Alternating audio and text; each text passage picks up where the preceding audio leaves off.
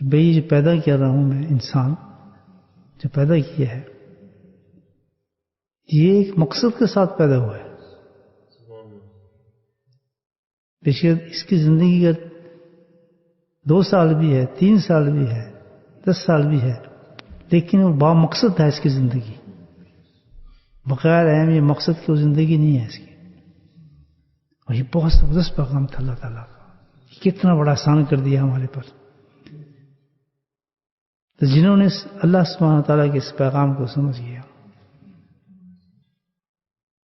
تو سب سے پہلے جب انسان کلمہ پڑھتا ہے لا الہ الا اللہ محمد رسول اللہ، اسلام میں قدم رکھتے ہی تو سب سے پہلے چیز اس کے سامنے ہے وہ کیا ہے؟ مقصد تیرا کیا ہے؟ سبحان اللہ. تو مقصد ہے ہمارا بھائی.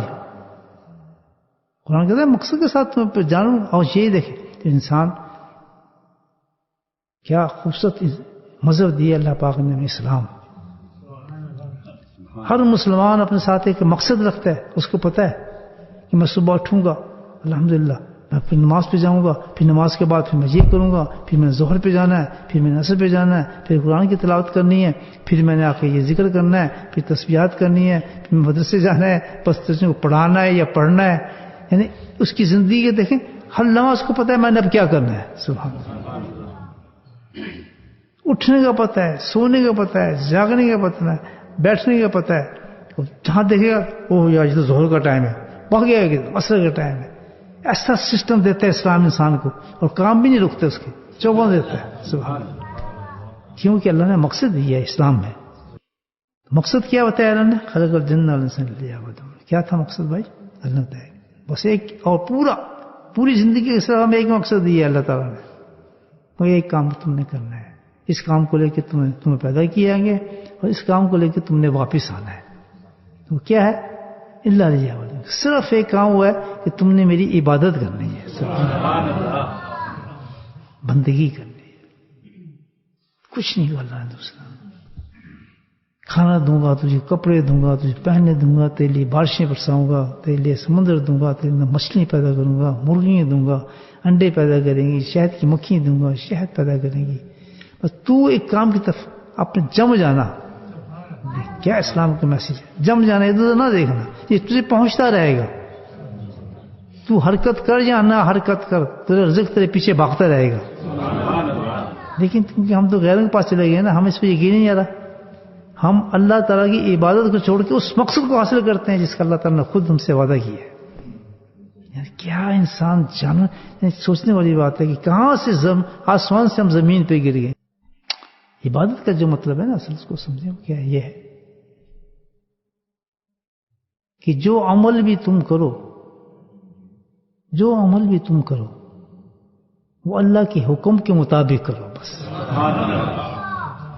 چاہے وہ اخلاقیات میں کر رہے ہیں آپ، چاہے معاشرت میں کر رہے ہیں، چاہے آپ تاجر ہیں، چاہے آپ ماموں ہیں، چاچا ہیں، گھر کے اندر رشتہ داری ہیں، باہر ہیں، بیوی ہے، بچے ہیں، سب کچھ ہے. تو ان سب کے اندر اگر آپ معاملات کو اللہ کے حکم کے مطابق کریں گے وہ آپ کی عبادت بن جاتی ہے. صرف مسئلے کا نام عبادت نہیں ہے، ان چیزوں کی عبادت نام نہیں ہے، بلکہ ہے کہ مومن کی شان یہ ہے کہ ہر چیز اگر وہ اللہ کے حکم کے مطابق کر رہا ہے تو وہ اس کی عبادت ہے. اور عبادت کا مفہوم کیا ہے؟ عبادت کا میننگز کیا ہے؟ عبادت کی میننگ ہے کہ جب تو کوئی اللہ کی عبادت کر رہا ہو تو اس کا مقصد یہ ہو کہ تو اللہ کا قرب حاصل کر رہا ہے، اللہ کی محبت حاصل کر رہا ہے، اللہ کے ساتھ تعلق تیرا مضبوط ہوتا جا رہا ہے. ہے نا عبادت کا مطلب؟ یہ مطلب ہے. تو یہ مطلب حاصل کرنے کے لیے صرف نماز، روزہ، حج، زکوٰۃ نہیں ہے. اللہ تعالیٰ کہتا ہے حقیقت میں یہ ہے کہ جب تم میرے حکم کے مطابق کام کر رہا ہے تو بعض اوقات اکثر ایسا ہے کہ وہ یہ چیزیں جنتیں تجھے ان چیزوں میں نہیں ملیں گی، بلکہ ایک اخلاق کے دائرے میں تو نے کوئی کام کر دیں میرے حکم کے مطابق تو میں تجھے اس سے اعلیٰ جنت عطا فرما دیتا ہوں. ویسی چیز تو ہے نہیں. آپ تہجد نہیں پڑھ سکے، لیکن ہوا ایسا ہے کہ آپ نے کسی آدمی کے بھوکا تھا، ننگا تھا، پیاسا تھا، اس کی آپ نے خدمت کر دی، عبادت ہے. کسی کو راستہ بتا دیا، عبادت ہے. اور چھوٹی عبادت نہیں ہے، وہی عبادت ہے کہ جس سے اللہ کا قرب بھی ملتا ہے، جنت بھی ملتی ہے، تعلق بھی مضبوط ہوتا ہے. تو ساری رات آپ نفل پڑھیں گے، الحمدللہ آپ ساری رات نفل پڑھیں گے. اس کے مقابلے میں ایک شخص ہے بھوکا ہے، بہت سخت پیاسا ہے، پریشان ہے، آپ جاتے ہیں گھر میں روٹی بناتے ہیں، کہتا ہے آج تہجد نہیں پڑھتا ہے، میں اس کے لیے روٹی بناتا ہوں، کھانا دیتا ہوں، اس کو کھانا دیتا ہوں، اس کے دل سے ایک دعا نکلے گی وہ ہزاروں تہجد سے بڑھ جائے گی. پہلے سے یعنی یہ ساری جتنے بھی شعبے ہیں یہ سارے کے سارے جنت میں لے جانے والے ہیں. ہمارے اللہ کے ساتھ تعلق مضبوط کرتے ہیں، اللہ کے ساتھ ہمیں ملا دیتے ہیں. وہی جو مفہوم ہے جس کے لیے ہم عبادت کرتے ہیں، نماز میں اس لیے پڑھتے ہیں اللہ کی محبت ملے، اللہ کا قرب ملے، اللہ سے تعلق بڑھے. جب یہ سجدے مار رہے ہیں تو میرے بھائیو تجھے ایک سے بہتر ایک چانس ملے گی، ایک یتیم کی پرورش کر. سبحان اللہ. آسان طریقہ ہے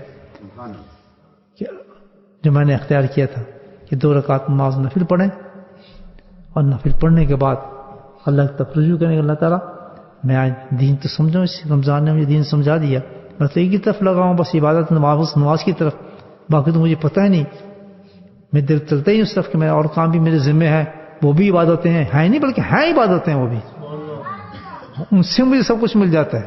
مجھے تجھے پانا ہے، مجھے تو ہر جگہ سے مل جاتا ہے، تو ہر دکان پہ بھی تو مل جائے گا، دوست سے بھی مل جائے گا، رشتے داروں میں مل جائے گا تو مجھے. لیکن اس کے لیے تو یہی ہے کہ تو مجھے کسی اللہ ایسے آدمی کے ساتھ ملا دے جو تیرا اپنا بندہ ہو، تاکہ اس کے صحبت میں بیٹھ کر میں بھی اپنے آپ کو اندر صاف کروں، شفاف کروں، جیسے رمضان نے مجھے صاف اور شفاف کیا ہے اور تقویٰ میرے میں آئے. اللہ تعالیٰ میں تجھ سے گائیڈنس مانگتا ہوں کہ مجھے انسان تک تو پہنچا دے یا اس انسان کو میرے تک پہنچا دے. دونوں چیزیں ہو جاتی ہیں کبھی کبھی خود آدمی بھی آ جاتا ہے.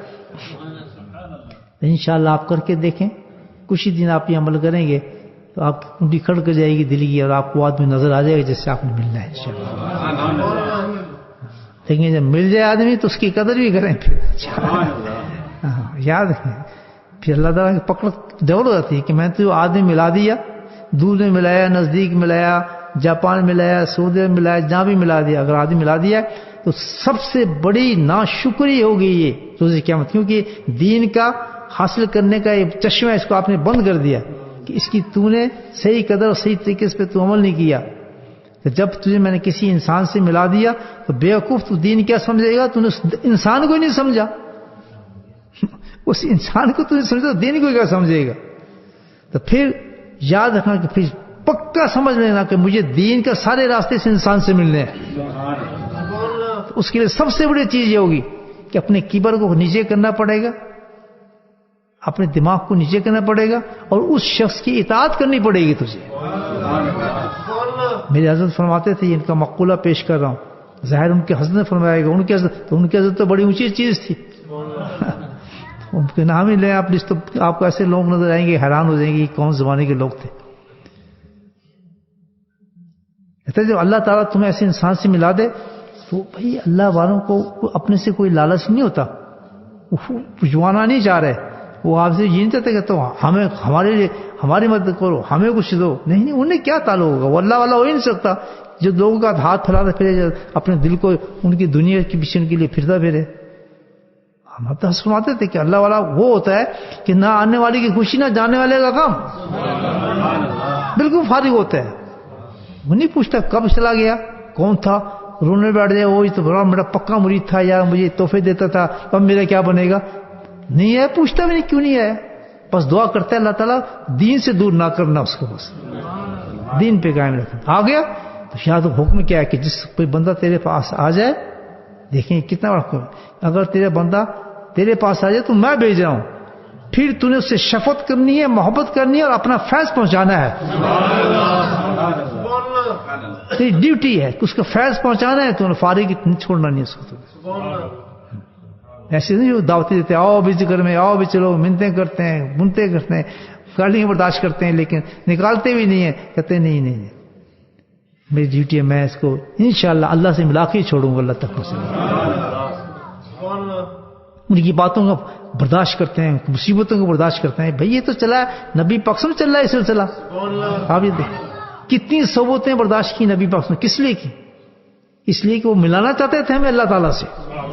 اور کیا مقصد تھا؟ ابو صدیق کے مال کھانا تھا انہوں نے؟ حضرت عمر سے انہوں نے کوئی دکانیں لینی تھی؟ حضرت عثمان سے کیا انہوں نے بنگلے بنوانے تھے؟